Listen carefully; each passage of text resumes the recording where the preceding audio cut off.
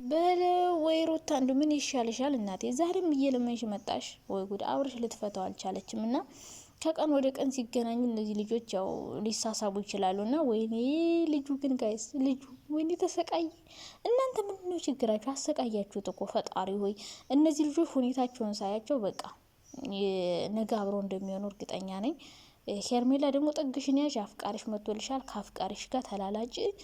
ሄርሜላ ውጭ፣ የምር ውጭ ከሰው ህይወት። ፈጣሪ ሆይ ልጅቷ እንደዚህ እየለመነችው። እኔ አሁን ሩታ ያናደደች ነገር እስከ ዛሬ ስትለመን የት ነበረች ነው። አሁን መታ በእጅ በእግሩ የምትገባው። እኔ አንዳንዴ ዝም ብዬ ሳስበው ሁሉ በቀልም ያሰበች ይመስለኛል። እንደዚህ አልቅሳ ያዞን ባል አልቅሳ አብርሽ ከተመለሰ በኋላ ምናልባት አብርሽን ደግሞ እንደባለፈው ልታረገው ቢሆንስ? አብርሽ ራሱ ሩታን እምቢ ያለበት ምክንያት ይሄ ነው ብዬ አስባለሁ። እየፈራ ይመስለኛል። እንደዚህ ብታረገኝ ሲሆነ ነገር ብታረግስ እያለ ውስጡ ጥርጣሬ ያለበት እና ትናንትናም እንግዲህ አብረው እንዲሆኑ ዳኒና እሷ እየለመኑት ነበረ።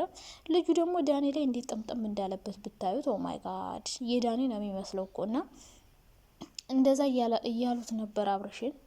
እሱ ደግሞ አሁንም ቢሆን መሆን አይፈልግም። እንደዚህ አይነት ሀሳብ ካሰባችሁ ልጄን ለማየትም አልመጣም እያለ ነበረ። አንተ ደግሞ በየቀኑ ልጅን ማየት ትፈልጋለህ። እንደዚህ ከፈለግ በቃ እኔ አብርሽን የምለው ነገር ቢኖር ሩታ ያኔ ብትለምን ምን ቢብላለች ምናምን እሺ እልህ ይዟት ነው እንበል። እሱ ብዙ ነገር ስላረጋት እየተበቀለችው ነው እንበል።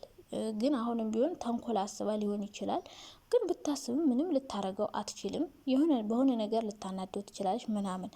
ግን እኔ ይቺ ልጅ ራቁቱን የቀረጸች ልጅ አሁንም ለሱ ደህና ነገር ታስባለች ብዬ አላስብም። ግን ደግሞ እውነቷንም ሊሆን ይችላል። በአንድ ሳይድ ልጁን ይወደዋል፣ ሁልጊዜ ማየት ይፈልጋል። ግን ደግሞ ከእሷ ጋር መሆን አይፈልግም።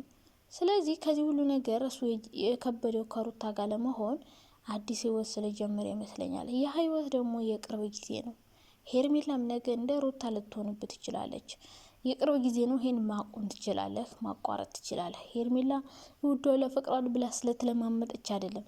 እሷ ራሷን የጎዳቸው። አሁን ሄርሜላ አብርሻውን ወደ ሩታ ቢመለስ ጥፋት አለበት። ግን ሄርሜላ አታሳዝነኝም። ለምን እንደው ልንገራችሁ፣ ምንም አታሳዝነኝም ቢሄድ አብርሽ ወደ ሩታ። ለምን እንደው ታውቃላችሁ?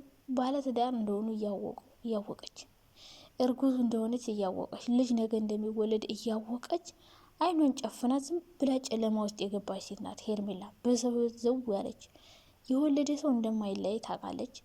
የወለደ ሰው በቃ ማያረቀራረቅ ገመድ አለው። ይሄ ልጅ ባይኖር ሩታና አብርሽ በየቀኑ አይገናኙም፣ ብዙ ነገር አያወሩም፣ ብዙ ነገር አይፈጠርም። እና እነዚህ ልጆች ገና አሁንም ከዚህ በኋላ ሄርሜላ ከአንቺ ጋር ሲጣላ ሩታ ጋር መጥቶ መደበቁ አይቀርም። ይሄን አምነሽ ግቢበት። ሩታ ጋር ሲጣላም ሄርሜላ ጋር መሄዱ አይቀርም። አሁን ሩታ አብረሽን ትለምኛለሽ። አብረን እንሁን፣ ያደረከኝ ነገር ሁሉ ትቸዋለሁ፣ ልጃችን አብረን እናሳድግ እያልሽ ነው። አሁን ምናልባት ከሄርሜላ ጋር ብቻ ስለሆነ ነገ ሌላ ሴት አያመጣም ብለሽ ሊሆን ይችላል። ግን አብረሽም ነገ ስትጣሉ ወይ ሄርሜላ ጋር ሄዳል ወይ ሌላ ሴት ያመጣል። ይህን ነገር ለመቻል ወስነሽ ነው። ምክንያቱም ከአሁን በፊት ከአብረሽ ጋር አልሆንም ያልሽው ሴት እያመጣ ስላስቸገረሽ ነዋ። ሴት እያመጣብሽ ምናምን ስለሆነ ነው። ይሄን ነገር ደግሞ ላይተው ይችላል ይሄ ልጅ። አሁን አብራችሁ ናችሁ፣ ሴት ሊያመጣብሽ ይችላል። ያኔ እንግዲህ አምነሽበት ከሆነ ኦኬ። ግን ደግሞ አሁን ሄርሜላ ጋር ብቻ ስለሆነ ነገ ሌላ ሴት አያመጣም ምናምን ብለሽ እንደማይሆን ተስፋ አረጋለሁ። ምክንያቱም የዩቲዩብ ባህሪ ነው አንደኛ፣ ሁለተኛ ልጁ ያለ ሁለት ሶስት ሴት መቀመጥ አይችልም። መነጋገሪያ መሆን ይፈልጋል ምናምን። ሶሻል ሚዲያውን በቃ እሱ ነው ማንቀሳቀስ የሚፈልገው። ሌላ ሄርሚ ነች። ሄርሚ እንግዲህ አይኗ እያየ አይኗ ጨፍና የገባች ሰው ናት። በቃ ባለትዳር ሰው ላይ ሂዳ ግብት ያለች ሰው ናት። እሷ ትቷት ቢሄድም አታሳዝነኝም። በቃ ይሄ ነገር እንደሚፈጠር ግልጽ ነው። ይሄ ነገር እያወቀች እሷ ደግሞ መሄድ አለባት ብዬ አላስብም። ሰው ላይ ዘው ላይ ገባች እሷ ስለሆነች ብትጎዳም አታሳዝነኝም። ምክንያቱም ባለትዳር ወንድ ላይ ፊት ያለች ሴት መጨረሻ ይሄ እንደሚሆን ግልጽ ነው። እና አብርሽ ወደ ሩታ ቢመለስ ሄርሜ አታሳዝነኝም። ሲቀጥል ደግሞ ነገ ከነገ ወዲያም ሄርሜላ አምነሽ አውቀሽበት ግቢ። አሁን ዛሬ አብርሽ ለምን ሄደ ለምን የለም ምናምን ብለሽ ነገርን በኋላ ትችያለሽ። አብርሽ ከሩታ ጋር የሆነ ነገር ብታይ ቁጭ ብሎ ሲያወራ ወይ እሺ ብላት ምናምን። ግን ደግሞ ነገ ከአንቺ ጋር ሲጣላ መሄዱ የማይቀር አሁን ሽንቢ ሌላት ይችላል። ከአንቺ ጋር መሆን እፈልጋለሁ ብሎሻል ምናምን። ነገ ግን ተመልሶ መምጣቱ አይቀርም። ተመልሶ አንቺ ጋር ሲጣላ ሩታ ጋር ሄዶ መወሸቁ አይቀርም። ሩታ ጋር ሲጣላም ሄርሜላ ጋር ሄዶ መወሸቁ አይቀርም። ሩታን ብትሆኝ ሌላ ሴት አያመጣም ብለሽ አስበሽ ከሆነ በደንብ አድርጎ ሊያመጣ ይችላል። ማምጣቱ አይቀርም። ይህን ነገር አምነሽበት ነው መግባት ያለብሽ ማለት ነው። እና አብርሽ ልጅህን በዚህ ልክ የምትወደው ከሆነ ለሱ በቃ እሱን ማየት የምትፈልግ ከሆነ ሁሌ ዋጋ ክፈልለት። ከሴት ጋር መጋጋጡን ትተህ እንደ ልጅ ለልጅህ አባት ሆንለት እና እንደዚህ የምትወደውን ልጅ ከልጅህ እናት ጋር አብረህ አሳድግ። ሌላ ሰው በህይወትህ አስወጣ። ለዩቲዩብ ብላችሁ 10 ሰው እያስገባችሁ ትዳራችሁን እድርና እቁብ አታርጉት። ይሄ ነው የኔ ጥያቄ። እድርና እቁብ ነው የኔ እኮ እናንተ ትዳር። እንትና ፈረንጁ እንትና ስንት ሰው ገባ በእናንተ ህይወት ውስጥ። እድርና እቁብ አታርጉት ትዳራችሁን። ሲቀጥል አብራችሁ ስትሆኑ ማንንም አታስገቡ። ራሳችሁ ፍቱ። እንትና ነው እንትና ጓደኛ እንትና ዘመዴን ምናምን እያላችሁ የምታስገቡን ነገር እናንተን ዋጋ ያስከፍላችኋል። ሌላ ሩታ ደግሞ አብርሽ አልፈልግሽም እያለሽ በዚህ ልክ የምትለምኝበት ምክንያት አልገባኝም። እኔ በቃል አስበሽ ይሁን ምን ይሁን እግዚአብሔር ይወቅ።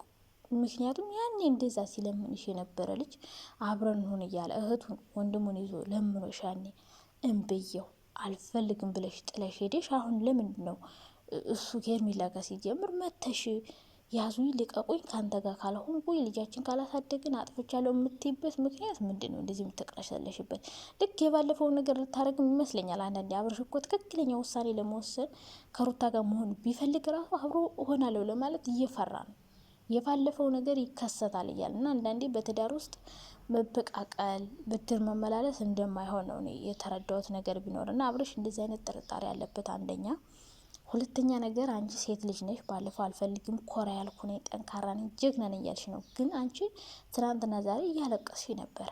ቪዲዮ እየሰራሽ ያለሽው እያለቀስሽ ነው። ይሄ ደግሞ ደካማነትሽን እያሳየብሽ ነው። እና እናት ነሽ፣ ጎበዝ ነሽ፣ ጀግና ነሽ። ቆፍጠን ብለሽ ልጅሽን ማሳደግ ልመች። በቃ ይሄ ነው አብርሽ። ቢሄድም ባይሄድም አንቺ ጎበዝ ነኝ ብለሻላ። ጎበዝ ነሽ፣ ትችያለሽ። በቃ ሌላ ሴት ጋር ሆኖ ለምንድን ነው በዚህ ልክ የምትለምኙ ነው? አሁንም ልትበቀዩ ፈልገሽ ነው። ልትበቀዩ ፈልገሽ ከሆነ ደግሞ አብርሽን መበቀል ምንም ጥቅም አያስገኝሽም። ምክንያቱም አብርሽ ቢጎዳ የልጅሽ አባት ነው። አብርሽ የሆነ ነገር ቢሆን የልጅሽ አባት ነው። ስለዚህ መበቀል አያስፈልግም። የሰው ልጅ በቀል እግዚአብሔር ነው ይባላል። እግዚአብሔር የሰራውን ሊሰጠው፣ አንቺ ለምንድን ነው የምትደክመው እሱን ለመበቀል? እንደዛ ለመበቀል አስበሽ ከሆነ ይደብራል። የእውነትሽን ከሆነ እስከዛሬ ስለምንሽ የት ነበርሽ? አሁን ደግሞ እምቢ ካለሽ በግድ ከኔ ጋር ሁን ብለሽ ሙጭጭ ማለት የለብሽም። በጣም የራስሽን ህይወት መምራት ትችያለሽ።